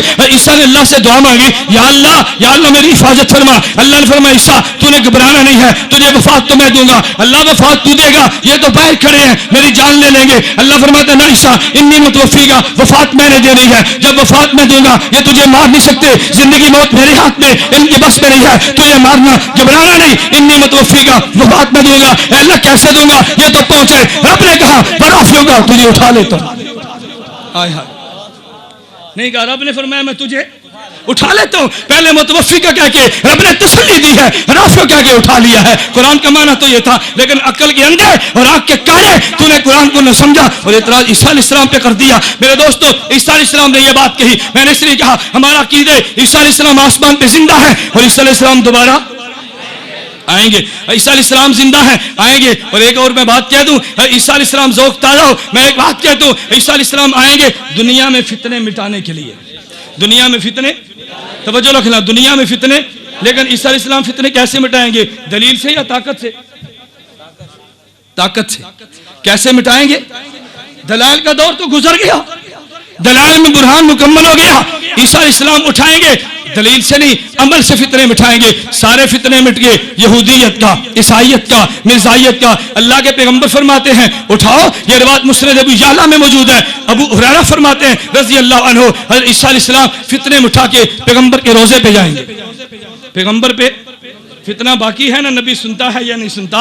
اب قبر پہ جائیں گے. اللہ کے پیغمبر فرماتے ہیں, نبی نے, اللہ کے پیغمبر فرماتے ہیں, حضور نے اعلان کیا, فرمایا عیسیٰ علیہ السلام جب آئیں گے نا, لَيَنزِلَنَّ عِيسَى ابْنُ مَرْيَمَ إِمَامًا حَكَمًا عَدْلًا. عیسیٰ علیہ السلام آسمان سے اتریں گے, امام حکم عدل بن کے اتریں گے. فَلَيُسْلِبَنَّ الصَّلِيبَ, صلیب کو توڑ دیں گے. وَلَيَقْتُلَنَّ الْخِنزِيرَ, خنزیر کو مار دیں گے, یعنی عیسائیت کو مٹا دیں گے, یہودیت کو مٹا دیں گے. وَلَيُعْرَضَنَّ عَلَيْهَا الْمَالُ فَلَا يَقْبَلُهُ, مال کی پیشکش ہوگی, عیسیٰ ٹکرا دے گا. جب حضرت عیسیٰ سارے فطرے مٹھا دیں گے, نبی نے فرمایا ثم لَإِنْ عَلَىٰ قَبْرِي, پھر عیسیٰ میری قبر پہ آئیں گے اور کہیں گے یا محمد یا محمد لَأُجِيبَنَّ. عیسیٰ محمد کہے گا میں جواب دوں گا. عیسیٰ علیہ السلام یا محمد کہیں گے میں جواب دوں گا. تو فتنے عمل سے مٹیں گے, اس فتنے کو بھی عیسیٰ اپنے عمل سے مٹا دیں گے, اس فتنے کو بھی عمل سے مٹائیں گے. ثم لَإِنْ عَلَىٰ قَبْرِي, میری روایت پہ جا کر, میری روایت پہ بیٹھ کر, میرے راویوں کی سرحد پہ اعتراض کر, مناظرے کا میدان گرم کر, میری روایت پہ کر جرا. آؤ نا میرے روایت پہ جرا کرنا, میں دیکھتا ہوں میرے روایت پہ جرا کیسے لاتے. جس راوی پہ تو نے جرا کرنی ہے, بحمداللہ میری اس روایت میں وہ راوی موجود نہیں ہے. آ تو صحیح نا, یہ مناظرے کے دن کی باتیں ہیں. میرے دوستوں میں نے عرض کیا عیسیٰ علیہ السلام آئیں گے انشاءاللہ, ہمارا اہل سنت والجماعت کا عقیدہ ہے عیسیٰ علیہ السلام آئیں گے. میں نے عرض کیا عیسیٰ نے اللہ کی حمد بیان کی ہے. عیسیٰ سے فرمانے لگے وجعلنی, اللہ تو نے مجھے معجزہ دیا, کون سا؟ ابر الاکمہ والابرص وحی الموتى باذن اللہ. عیسیٰ علیہ السلام کہنے لگے وجعلنی, اللہ تو نے مجھے معجزہ دیا کہ میں تیرے حکم سے, اللہ تو نے مجھے معجزہ دیا, میں اخلق من الطین, اخلق من الطین کہیات الطیر فانفخ فیہ فیکون طیرا باذن اللہ. حمد عیسیٰ کی مکمل ہوگی. اب آئی میرے نبی کے باری, حضور نے حمد بیان کی. میرے دوستو آؤ محفل حمد منعقد کرنے والوں, پیغمبر کی حمد بھی سنو. اللہ کے پیغمبر نے حمد بیان کی, فرمایا الحمدللہ الذی ارسلنی رحمتا للعالمین وکافۃ للناس بشیرا ونذیرا وجعل امتی خیر امۃ اخرجت للناس وجعل امتی هم الاولین وانزل علی القرآن فیہ بیان للناس. پیغمبر نے حمد بیان کی, فرمایا ورفع ذکری وجرع صدری ووضع عنی وزری. اللہ کے پیغمبر نے حمد کو بیان کیا, وجعلنی فاتحا وخاتما. میرے دوستو سنو, پیغمبر نے حمد بیان کرتے ہوئے کیا فرمایا؟ الحمدللہ الذی, اب زیادہ وقت نہیں ہے میں حمد کہہ کے جملے کی شرح کرتا. فرمایا الحمدللہ الذی ارسلنی رحمتا للعالمین. اے اللہ تیرا شکر ہے, منہ نے تو نے رحمت للعالمین بنا دیا, رحمت للعالمین. اب دلیل سنو, دلیل سنو. لوگ باز تو نہیں آتے, کہتے ہیں اچھا اللہ کا نبی ہر جگہ موجود ہے. اللہ کا نبی, اللہ کا نبی, کیا بات ہے. جو ماننے پہ آیا نبی کو مان لیا, جو نہیں ماننے پہ آیا تو رب کو بھی نہیں مان لیا. جو بات میں کیا کہوں شاید آپ نہیں سمجھے. جو ماننے پر آیا وہ نبی کو ہر جگہ پہ مان گیا, اور جو ماننے پہ نہیں آیا وہ اللہ کو بھی ہر جگہ پہ حاضر ناظر نہیں مانتا. کہتا ہے اللہ عرش پہ ہے, ہر جگہ پہ نہیں ہے. جو ماننے پر آیا تو نبی کو مانے, جو نہ ماننے پہ رب کو مانے. ہم کہتے ہیں نہیں, توجہ رکھنا, کہتے ہیں وما ارسلناک الا رحمۃ للعالمین, نبی ہر جگہ پر موجود ہے. بھئی دلیل کیا؟ قرآن کہتے ہیں ارسلناک رحمۃ. قرآن نے کہا, بھئی قرآن نے کیسے کہا؟ کہتے ہیں قرآن کہتے ہیں ہم نے نبی تجھے رحمت بنا کے بھیجا. یا رحمت ہے یا نہیں؟ بولیے, رحمت نہیں ہے. اور نبی کون ہے؟ تو پھر نبی تو ہوئے. دلیل آئی کہ نہیں؟ اب پریشان ہونا ہے نا. میں اس لیے کہتا ہوں, مولانا مجھ سے قبل اعلان فرما رہے تھے نا, یقین کیجئے میں تحدیث بن نعمت کے طور پہ کہتا ہوں دیوبندیو تم نے پریشان نہیں ہونا. تم مناظرے کا چاہ رہے ہیں قبول تم کرو, پابندی میرے سے میں ڈال دے. چاہ رہے ہیں تو قبول کر دے, جنگ میرے کھاتے ڈال دے. تم کرو تو صحیح.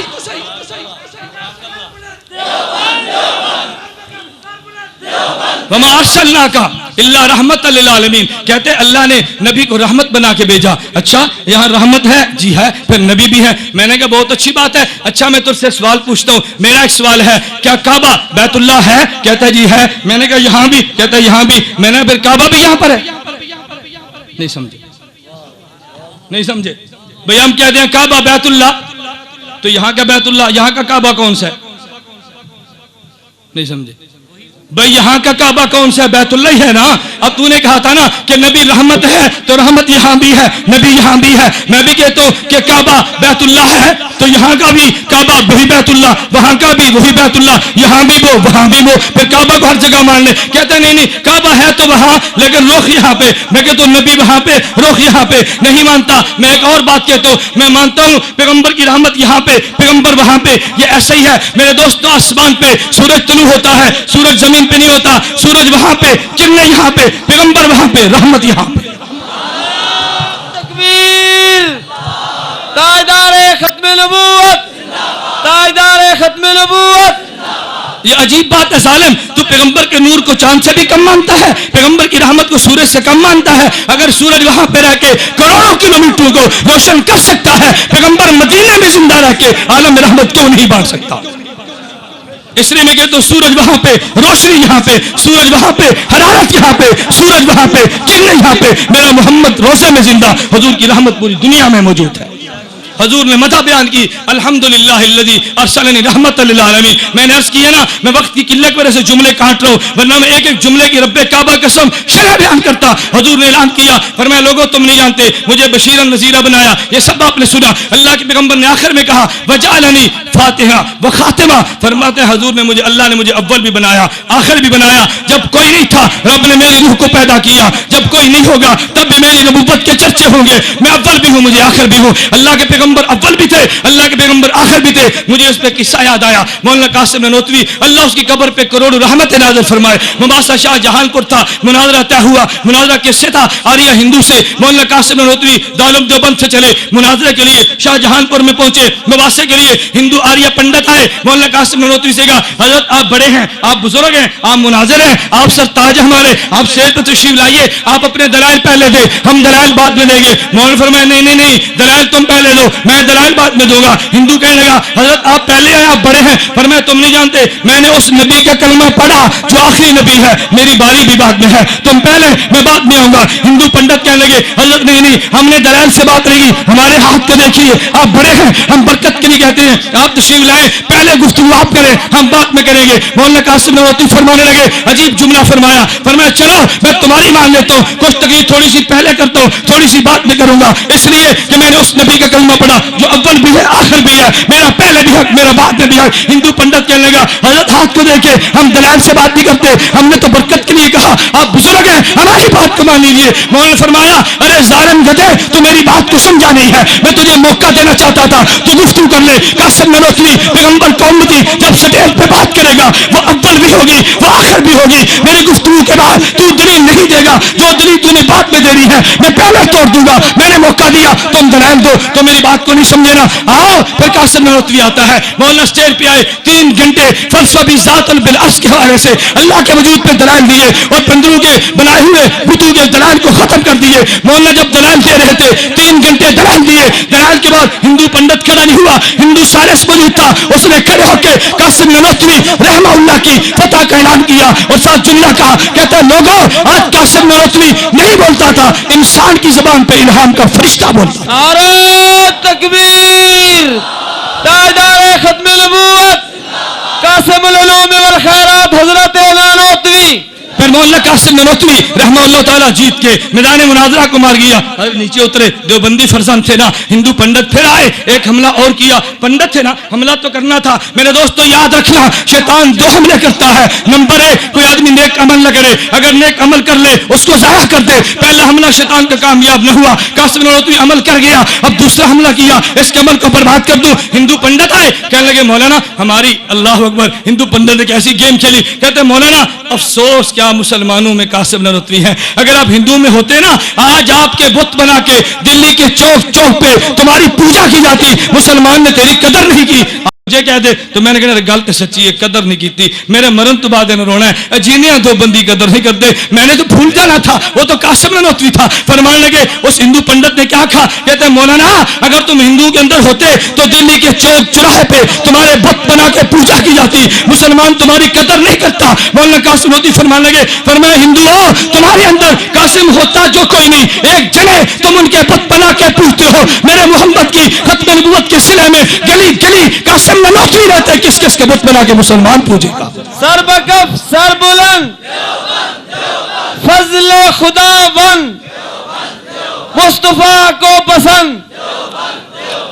میرے دوستوں میں نے عرض کیا مولانا قاسم نانوتوی تھا, تواضع میں ساری بات کو ختم کر گیا اور میدان یہ بھی جیت گیا وہ بھی جیت گیا. میرے دوستوں میں عرض کرنے لگو یہ حمد وہ جی تھی اللہ کے نبیوں نے بیان کی. میں نے زرقانی کا حوالہ کیا, جاؤ اپنے گھروں میں جا کے کتب حدیث کو کھنگالو کہ ہمارے مناظر نے حوالے غلط تو نہیں دیے, کی بات غلط تو نہیں کی ہے, حمد میں غلطیاں تو بیان نہیں کی ہیں, جو غلطی نکلے پھر مجھے بھی آپ نوٹ فرما دیں, میں اپنی اصلاح کر دوں گا. میں اگلی بات کرنے لگو, یہی اللہ کے پیغمبر تھے. ابو سفیان نے ابھی کلمہ نہیں پڑھا, اللہ کے نبی بھی مذمت میں قصیدہ پڑھا. حضور آئے مسلم شریف جلد نمبر 2 صفحہ نمبر 300 پہ روایت موجود ہے, اللہ کے پیغمبر نے حسان کو بلایا, فرمایا حسان آؤ تم سے کام ہے. حسان نے پوچھا حضرت وہ کون سا کام مجھ سے, فرمایا تم نہیں جانتے, آج میری مذمت میں ابو سفیان نے شعر پڑھے, اس میں حسان میرا جی چاہتے اس کا جواب دے, لیکن ایک بات کو یاد رکھنا, یہ ابو سفیان اور میرا اوپر جا کے نسب ملتا ہے, نسب کا خیال کرنا. حضرت ابو بکر کے پاس جا ان سے نسب کو سیکھ کرا. حسان نے واپس آئے کہ حضرت میں نسب کو سیکھ لیا, مجھے اجازت دے, میں حضرت ابو مجھے اجازت دے میں قصیدے کا جواب دوں. فرمایا اجازت ہے. حسان نے کہا یا رسول اللہ میں آپ کو نسب کو ابو سفیان کے نسب سے یوں الگ کر دوں گا جیسے بال کو آٹے سے الگ کیا جاتے, مجھے اجازت دیجیے. پیغمبر نے اجازت دی. حسان کھڑے ہوئے, اب کفار کو چیلنج کر کے حسان کہنے لگے حجوت محمدن برا تقیہ, حجوت محمدن فاجبت عنہ وعند اللہ فی ذاک الجزاء, حجوت محمدن برا تقیہ رسول اللہ شیمت الوفاء, فإن ابی ووالدی وعرضی بعرض محمد منکم بقاء, سکلت بنیتی علم تروها, سکلت بنیتی علم تروها, تصير لك من كنفي كداء, جبارين الأعنة مسعدات, جبارين الأعنة مسعدات على أكتاف الأسر الزماء, تذل زيادنا متمترات تلتمهن بالخمر النساء, فإن آرس منا تمنى وكان الفتو من كشف الغطاء, وإلا فاصبروا لسراب يوم يعز الله فيه من يشاء, وقال الله قد أرسلت عبدا يقول الحق ليس بي خفاء, وقال الله قد أرسلت جندا هم الأنصار ورزتهم اللقاء, يلاقي كل يوم من معد قتال أو سباب أو هجاء, فمن يهجو رسول الله منكم ويمده وينصره الصباح, فإن جبريل رسول الله فينا روح القدس ليس له كفاء. پیغمبر نے قصیدہ سنا, پیغمبر نے بشارت دی ہے. کون کہتا ہے نبی نے قصیدہ پسند نہیں کیا, میدان احد تھا, پیغمبر موجود تھے, صحابہ پیغمبر کو جرمٹ پہ لے کے لڑ رہے تھے. حضرت طلحہ بن عبید اللہ پیغمبر کے صحابی, کان من العشرۃ المبشرہ بالجنہ, نبی نے نام لے کے جنت کی بشارت دی ہے. حضرت جابر کہتے ہیں طلحہ گزر رہے تھے, پیغمبر نے فرمایا من سرہ ان ينظر الى شہید یمشی علی وجه الارض فلینظر الى طلحہ, جو چاہتا ہے زندہ شہید کو زمین پہ چلتا دیکھے میرے طلحہ کو دیکھ لے. روایات میں موجود ہے کانا نبی صلی اللہ علیہ وسلم یوم احد درعا, پیغمبر نے غزوہ احد میں 2 سریں پہنی, فلم یستطع الی صخرہ, حضور صلی اللہ علیہ وسلم قام الی صخرہ فلم یستطع, چٹان پہ چڑھنا چاہا نہ چڑھ سکے, وہ زخمی تھے, 2 سریں تھی. حضرت طلحہ آئے, قامت قاد تحتہ, پیغمبر کے نیچے بیٹھے. حضور آئے, حضرت طلحہ کے کندھے پہ حضور نے پاؤں رکھا, چٹان پہ چڑھے. حضور نے فرمایا اوجب طلحہ, لوگوں طلحہ نے اپنے لیے جنت کا واجب کر لیا. طلحہ نے اپنے ہاتھ میں تلوار کو لیا, میدان احد میں نکلے, اور نکل کر کہنے لگے نحن حماة غالب ومالکی نصب الرسول المبارکی نظم ونظرب عنہ القوم فی المعارکی سرب سوال القوم فی المبارکی. لوگوں طلحہ نے جملے کہے, لوگ کہتے ہیں زبان نرم رکھو, طلحہ نے ہاتھ کا بھی استعمال کیا اور ساتھ زبان سے کہا, کہتے تم نہیں جانتے میں طلحہ بنو غالب قبیلے کا ہوں, تم نہیں جانتے میں طلحہ بنو مالک قبیلے کا ہوں. آج میں تمہیں پیغمبر کے دشمنوں میں یوں ماروں گا جیسے اونٹ خارشی اونٹ کو مار سے دوڑا دیا جاتا ہے, میں تمہیں ماروں گا. اب حضرت طلحہ نے کیا کیا, قصیدے پڑھے نا, نبی نے سورہ جنت کی بشارتیں دی. میرے دوستوں میں ایک بات کہنے لگو, یہ طلحہ تھے, میدان احد سے واپس آئے, کتنے زخمی تھے, ہاتھ چھلی ہو گیا, پیغمبر کے دفاع میں ہاتھ مارا گیا. جب طلحہ آئے نا, حضور نے فرمایا حسان میرا جی یہ چاہتا ہے طلحہ کا استقبال کر, میرا جی چاہتا ہے طلحہ کا اب حسان استقبال جو پڑھنا تھا وہ کیسے کرنا تھا کون نہیں جانتا. حضرت طلحہ آئے, پیغمبر موجود تھے, استقبال کرنے لگے. حسان نے کہا ہائے ہائے, حسان نے جملہ کہا حضرت طلحہ کے آنے پہ. حسان کہنے لگے لوگوں تم نہیں جانتے وطلحۃ یوم الشیب آسا محمدا, وطلحۃ یوم الشیب آسا محمدا هل في ساعة ذاقت عليه وشقتي يقيه بكفيه رماه واسلم اشاجه تحت السيوف فشلتي وكان امام الناس الا محمدا, وكان امام الناس الا محمدا اقام الاسلام حتى استقلت. وقت کی قلت کی وجہ سے میں ترجمہ چھوڑتا ہوں. حضرت طلحہ کی شان میں حسان نے قصیدے پڑھے. میرے دوستو میں ایک بات کہتا ہوں, اللہ کی قسم جو بندیت کے اسٹینڈ پہ میں ببانے ڈال کہتا ہوں, ابو بکر صدیق نے جو پیغمبر کا مزاج سمجھا کسی اور نے نہیں سمجھا, سب سے زیادہ پیغمبر کے مزاج کو سمجھنے والا ابو بکر صدیق تھا. حضور نے حسان کو کہا نا شعر پڑھو, ابو بکر کو تو نہیں کہا. نہیں سمجھے کسے فرمایا؟ ابو بکر سے تو نہیں کہا نا, لیکن حضرت ابو بکر تو پیغمبر کی منشا سمجھتے تھے نا. ابو بکر سمجھے رضی اللہ عنہ آج میرا نبی شعر سننا چاہتا ہے. حضرت ابو بکر سمجھے طلحہ کی شان میں سننا چاہتے. طلحہ حسان بیٹھے, ابو بکر صدیق کھڑے ہوئے, فرمایا ہاں نبی الہدا والخیل تتبعہ. ہائے ہائے, ابو بکر صدیق اٹھے, فرمایا ہاں نبی الہدا والخیل تتبعہ حتی اذا ما لقوا ہاما عن الدین. گھوڑے روند رہے تھے, طلحہ محمد کا دفاع کر رہا تھا. کہتا ضربا علی الطعن اذ ولت حماتهم والناس من بین مہدیهم ومفتونی. ابو بکر صدیق نے کہا یا طلحہ ابن عبید اللہ قد وجبت لك الجنان وزوجت المحارم. ابو بکر بیٹھے, عمر کھڑے ہو گئے. عمر سمجھے آج میرا پیغمبر شعر سننا چاہتے.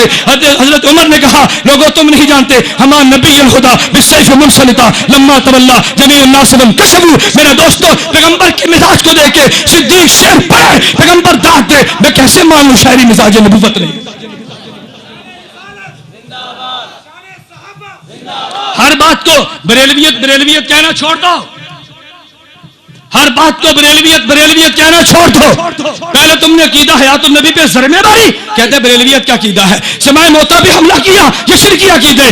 آج محفل نعت کو کہتے بریلویوں کا کام ہے. نہیں میرے دوست, عقیدہ شاعری وہ بھی کرتا ہے, شاعری یہ بھی کرتا ہے. وہ شاعری کی آڑ میں بدعت کا درس دیتا ہے, یہ شاعری کی بنیاد پہ پیغمبر کی سنت کو عام کرتا ہے. دونوں میں کوئی فرق نہیں ہے. ایک آدمی شاعری دھن پر کرتا ہے, ایک آدمی شاعری ڈھول پہ کرتا ہے, ایک تپلے کی تھال پہ کرتا ہے, اور ایک آدمی پیغمبر کی اللہ کے ذکر کے ساتھ پیغمبر کی شاعری کرتا ہے. دونوں میں کوئی فرق نہیں ہے. یوں مت کہنا چھوڑ دو. کل کو لوگ کہہ دیں داڑھی چھوڑ دو, یہ کس کا سکھوں کام ہے, پگڑی اتار دو یہ سکھوں کا کام ہے, فلاں کام چھوڑ دو فلاں کا کام ہے. نہیں میرے دوستو, یہ ان کا کام نہیں, یہ ہمارا کام تھا. ہم نے اپنے کام کو کیا. اب ان کی محفلیں ماند پڑ گئی. ماند پڑی کہ نہیں پڑی؟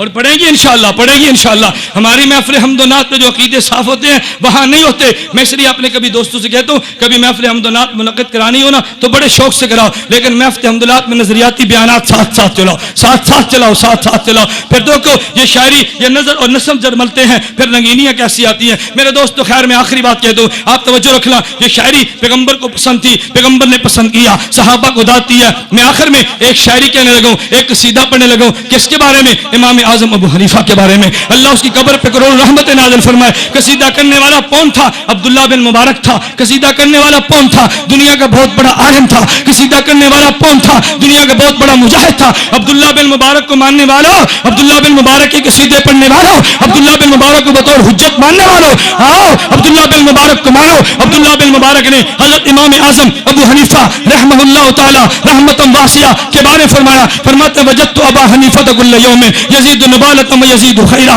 وینطق بالثواب ویستفیہ اذا ما قال اہل الجور جورا کہتا یقایسہ بلب فمن ذا تعلمون له نذیرا کفانا موت حماد وکانت مصیبته لنا امرا کبیرا وکان امرا کبیرا کہتا افنا بعده علما کثیرا رأیت ابا حنیفہ حین یعطى ویطلب علمه اللہ اکبر. حضرت حماد کا حضرت عبداللہ بن مبارک نے امام حنیفہ کے بارے فرمایا, فرماتے رأیت وجدت ابا حنیفہ کل یوم یزید نبالۃ ویزید خیرا. ابو حنیفہ کے بارے میں عجیب جملے کے وجدت ابا حنیفہ یزید نبالۃ ویزید خیرا وینطق بالثواب ویستفیہ اذا ما قال اهل الجور جورا یقایسہ بلب فمن ذا تعلمون له نذیرا. کہتے کفانا موت حماد مکانت مصیبته لنا امرا کبیرا. رأیت ابا حنیفہ حین یعطى ویطلب علمه منه بحرا غزيرا اذا ما الموزلات دافعتها رجال القوم كان بها بصيرا. اور صدقہ مقابری نے ایک عجیب بات کہہ دی. صدقہ مقابری مستجاب الدعوات تھے. کہتے ہیں فلما دفن ابو حنیفہ تھا, ابو حنیفہ کو دفن کر دیا گیا قبر میں. ابو حنیفہ کے جانے کے بعد میں نے قصیدے سنے, پڑھنے والا جن ہوگا, پڑھنے والے ملائکہ ہوں گے. ابو حنیفہ کی شان میں قصیدہ انسان نہیں جن نہیں پڑھتے, ابو حنیفہ کی شان میں قصیدے انسان نہیں ملائکہ پڑھتے. اور مقابر یہ صدقہ مقابری کہتے ابو حنیفہ قبر میں مدفون تھے. میں حضور کے حضرت کی قبر پہ گیا, میں نے حاتف سے غیب سنی. ایک کہہ رہا تھا, کہتا لقد زان البلاد ومن علیہا امام الناس ابو حنیفہ. کہتا دنیا بھر کو ابو حنیفہ تو نے روشن کر دیا. فما بالمشرقین لہ نذیر ولا بالمغربین ولا بالکوفہ. تیری مثال مشرق میں نہیں, تیری مثال مغرب میں نہیں, تیری مثال شمال میں نہیں, تیری مثال جنوب میں نہیں. کہتے ابو حنیفہ ویاتیکم بسناد صحیح کایاتی زبور علی الصحیفہ. ابو حنیفہ اپنے مذہب پر دلیل جو دیتا جیسے زبور پہ زبور صحیفے میں لکھی ہوئی آئے. کہتے ابو حنیفہ کون تھا؟ فمن یاخذ من الشکاک بعلم یخری کما یستنجی بلیفہ. اس نے ابو حنیفہ کو چھوڑ کے علم حاصل کرنے والوں ابو بکر پہ تان کریں, ابو حنیفہ پہ طنز کر کے علم حاصل کرنے والے کی مثال تو ایسی ہے. اللہ اکبر. یہ کہنے والے کون تھے؟ ملائکہ. کہنے والے کون تھے؟ جنات. اور مثال کتنی عجیب دی ہے, مجھے نہیں سمجھ آتی میں اس مثال کا ترجمہ کیسے کر دوں. کہتے ابو حنیفہ کو علم یقین حاصل تھا اور بعض لوگوں کو شکی علم تھا. شکی علم کو لینا اور یقینی کو چھوڑ دینا یہ ایسے ہی ہے کہ جیسے آدمی پخانہ کرے اور اس تولیے سے ٹٹی صاف کرے جس سے منہ صاف کیا جاتا ہے. نہیں سمجھے؟ نہیں سمجھے؟ فرشتوں نے بڑی عجیب بات کی تھی. کہتے فرشتے کہ ابو حنیفہ کا علم یقینی تھا. ابو حنیفہ کا علم یقینی تھا. ابو حنیفہ کے مخالف کا علم شکی ہے. علم شکی کو لینا اور یقینی کو چھوڑنا یہ ایسے ہی ہے کہ جیسے انسان پخانہ کرے اور جس تولیے سے منہ صاف کرنا اور ٹٹیاں صاف کرے. کیا مطلب؟ ابو حنیفہ کے علم کو چھوڑ کے ابو حنیفہ کے شکیم پہ تبرہ کرنے, ابو حنیفہ کے علم پہ بکواس کرنے, ابو حنیفہ کے علم پہ گالیاں دینی, ان کی مثال کتنی گندی تھی. یہ میں تو نہیں دی, صدقہ مقابری کہتے. ایک اور بات کی تھی, کہتا ثم سمعت صوتا. میں نے ایک جملہ اور سنا, فرشتے نے آواز دی, آواز دے کر اس نے شعر پڑھے. وہ کہتا لوگوں تم نہیں جانتے ذهب الفقه فلا فقه لكم فاتقوا الله وكونوا خلفا. کہتا فقاہت چلی گئی, اب تم روتے رہو گے دنیا سے. ابو حنیفہ جیسا فقی کہاں لاؤ گے؟ ماتنو مانو فمن هذا الذي يحل الليل اذا ما سجف. ابو حنیفہ چلا گیا جو پوری رات کو عبادت سے بیدار کیا کرتا تھا. میرے دوستو میں نے چند ایک حوالے دیے یہ بات بتانے کے لیے کہ حمد بیان کرنا یہ بھی دین ہے, نعت بیان کرنا یہ بھی دین ہے, اور اس حمد و نعت سے اپنے عقیدے کی اشاعت کرنا یہ بھی دین ہے. جو بندیوں میں آخری بات آپ سے کہوں, آخری بات بحمداللہ تعالی یہ دیوبندیت کو فخر حاصل ہے. عقیدے پر محنت جو بندیت لگی ہے, عمل پہ محنت جو بندیت لگی ہے, تصوف پہ محنت جو بندیت لگی ہے, میدان جہاد میں جو بندی ہے, مدارس میں جو بندی ہے. جو بندیت کو مٹانے والے اللہ نے چاہا خود مٹ جائیں گے. جب تک قیامت کا سورج طلوع نہیں ہوتا یہ دیوبندی زندہ رہے گا. اللہ ان کو زندہ اور تابندہ رکھے. وآخر دعوانا الحمدللہ. تمام دوست تشریف رکھیں. کچھ دوستوں نے آپ کے لیے کچھ بندوبست کیا ہے. توجہ رکھو بھائی, توجہ. نہیں کوئی نہیں, بس میں آپ کا زیادہ وقت لیتا, آپ تھوڑی دیر بیٹھ جاؤ. بابا تم نے یہاں سونا ہے, سفر میں نے کرنا ہے, جلدی تو مجھے ہونی چاہیے. میں نے کہ سفر کی مسافت آپ کو بتائی تو آپ نے یقین بھی نہیں کرنا, آپ نے کہنا شاید سچ نہیں بولتا, یہ کیسے سفر کر کے جمعے میں پہنچے گا. آپ تھوڑی دیر توجہ کرو. دھیان جو آپ دھیان جو آپ سوال, غیر مقلدین کے پیچھے نماز پڑھنا جائز ہے؟ قطعاً جائز نہیں. ان سے رشتہ کرنا جائز ہے؟ وضاحت فرمائیں. یہ بدعتی ہیں اور بریلویوں سے بڑے بدعتی ہیں, لہذا ان سے اجتناب زیادہ ضروری ہے. غیر مقلدین کے پیچھے نماز پڑھنی جائز ہے؟ قطعاً جائز نہیں. اگر پڑھ لی تو اس نماز کا کیا کریں؟ اعادہ کریں, نماز دوبارہ دہرائیں, اللہ سے معافی مانگیں. سوال یہ ہے کہ عالم کو برا بھلا کہنا یا بغض رکھنا یہ ٹھیک ہے یا غلط ہے؟ عالم برحق ہو تو اس سے بغض نہیں رکھنا چاہیے, محبت کرنی چاہیے, اور اگر باطل عقیدے کے مالک ہو تو اس سے بغض رکھنا بھی ایمان ہے. لولا کا لما خلقت الافلاق لولا کا کما خلقت الارض والسماء, کیا یہ حدیثیں صحیح ہیں؟ حدیث کے الفاظ اگرچہ ثابت نہ ہوں مگر معنی بالکل ٹھیک ہے. احمد یا لاہوری صاحب, ٹھیک ہے. ان قریب انشاءاللہ العزیز ایک رسالے کی منظوری مل گئی ہے طائفہ منصورہ کے نام سے, بہت جلد وہ منظر عام پر آ جائے گا. اس میں اصلاحی, اعتقادی, نظریاتی مضامین پر مشتمل ہوگا. آپ حضرات سے گزارش ہے جب رسالہ آپ کے پاس آئے تو ضرور خریدیں. اگر استاد منکر حیات النبی صلی اللہ علیہ وسلم فی القبر ہو اور تقریباً ہر سبق میں اپنے باطل عقائد کی تبلیغ کرتا ہو تو اس کے ساتھ کیا رویہ اختیار کیا جائے؟ اس کو سمجھانا چاہیے. اگر بات اس کی سمجھ میں نہ آئے تو کم از کم اس سے پڑھنا چھوڑ دینا چاہیے. اپنی سند حدیث میں بدعتی استاد کو ہرگز داخل نہ کرے. ذاکر نائک، مجھے اگر یہ بیان کے شروع میں فرما دیتے تو میں ذاکر نائک پہ تفصیلی بیان کرتا. تفصیلی میں ہر جگہ پہ اس کے بارے میں. ذاکر نائک بدعتی ہے. ذاکر نائک وقت ضرورت شافی مالکی وغیرہ پہ مسائل لینا جائز ہے وہ وقت ضرورت، لیکن ہمارے ملک میں شافی مسلک کی قطعاً کوئی ضرورت نہیں ہے. کوئی ضرورت نہیں ہے. اس لیے ہمارے ہاں وہ ضرورت نہیں کہ شافی اور مالکی کو بہانہ بنا کر غیر مقلدیت کے دروازے مت کھولو. ڈاکٹر ذاکر نائک یہ غیر مقلد ہے، گمراہ ہے اور پرلے درجے کا شیطان ہے. اس نے امت میں فرقہ واریت کو بیج بویا ہے. بہت سارے مسائل ایسے غلط بیان کے اہل سنت والجماعت سے کوئی تعلق نہیں ہے. ذاکر نائک یہ کہتا ہے اگر کوئی آدمی 3 طلاق نہیں 1000 طلاق بھی اکٹھی دے دے تو طلاق ایک ہوتی ہے، اور یہ مذہب یا شیعوں کا ہے یا رافضیوں کا ہے. اس پر 15 محرم کو توسے میں ہمارا تفصیلاً 3 گھنٹے کا مناظرہ ہوا. ہم نے مناظرے میں دعویٰ یہ کیا تھا کہ 3 طلاق کو ایک کہنا یہ شیعوں اور مرزائیوں کا مذہب ہے. عالم اسلام میں مسلمانوں کا قطعاً مذہب نہیں ہے. جو یہ مذہب اختیار کرتا ہے وہ شیعوں اور مرزائیوں کا مسئلہ کرتا ہے، اور بالکل ذاکر نائک کا یہی مسئلہ ہے. پردے کے بارے میں ذاکر نائک چہرے کے پردے کا قائل نہیں ہے. یہ بہت بڑی گمراہی ہے. ذاکر نائک امت کے جمہور مسائل سے ہٹا ہوا ہے. اب میں نے عرض کیا نا تفصیلاً میں عرض کرتا، اللہ نے توفیق دی تو پھر کبھی سے میں نے خلاصہ عرض کر دیا ہے کہ غیر مقلد ہے، اس سے بچنا بہت ضروری ہے. اس کی جو کتابیں چھپی ہیں ہم نے ان کتابیں جمع کرنی شروع کر دی ہیں. اللہ نے چاہا تو انشاءاللہ اس کتابوں کا مستقل ایک کتاب کی صورت میں جواب آئے گا. ہم نے سیڈیاں بھی اس کی اکٹھی کرنی شروع کر دی ہیں. سیڈیوں کا جواب اللہ نے چاہا تو سیڈیوں میں آئے گا. ویڈیو کیسٹ کے بنانے یا استعمال کرنے کا شرعی حکم کیا ہے؟ برائے کرم مہربانی ہوگی. یہ ایسی ہے کہ جیسے ایک آدمی عمرہ کرنا چاہے، تصویر کھنچوانا حرام ہے لیکن مجبوری ہے بغیر تصویر کے عمرے پر وہ جانے نہیں دیتے. میرے دوستو ہم نے جنگ لڑنی ہے کفر سے، لیکن ہماری مجبوری یہ ہے کہ ہماری جنگ کو دنیا نہیں دیکھتی سوائے اس ایک ذریعے کے. افغانستان میں ملا داد اللہ امریکی ذبح کرتا ہے، اگر ویڈیو بنا کر امریکہ نہ بھیجیں تو بش کے خلاف احتجاج کون کرے گا؟ اور اس صورت نہیں بچتی. اگر ایسی صورت ہو پھر حکم اور ہے، اور شوقیہ طور پہ ایسی چیزیں کرانا یہ قطعاً ٹھیک نہیں ہے. شوق کی بات اور ہے، مجبوری کی بات اور ہے. مماتی امام کے پیچھے نماز ہو جاتی ہے نہیں، یا اہل سنت سے خارج ہے، گمراہ ہے، بدعتی ہے. اس کے پیچھے نماز مکروہ تحریمی اور واجب القیادہ ہے. جو پڑھی ہیں اس کا اعادہ کریں. پیغمبر صلی اللہ علیہ وسلم کے لیے میت کا لفظ بولنا ٹھیک نہیں، حالانکہ قرآن بولتا ہے انک میت انہم میتون.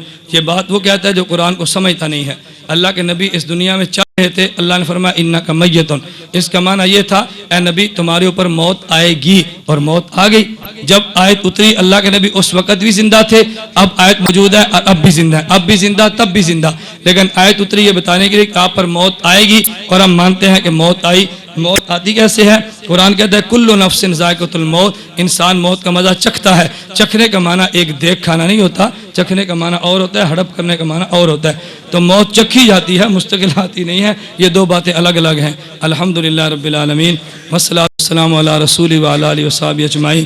اے اللہ تمام بیماروں کو شفا عطا فرما، مقروضوں کے قرض ادا فرما، جائز حاجات کو پورا فرما، مشکلات کو دور فرما، عافیت کے ساتھ دین کا کام کرنے کی توفیق عطا فرما. اے اللہ علماء حق کی حفاظت فرما. اے اللہ باطل کے ٹکڑے ٹکڑے فرما. مجاہدین کی مدد فرما. اسیروں کو جیلوں سے رہائی عطا فرما. اہل حق کے ساتھ زندہ رکھ. اہل حق کے ساتھ موت شہادت کی دے. اہل حق کے ساتھ قیامت ہمارا حشر فرما. وصلی اللہ تعالی علی رسول خیر خلق اجمعین.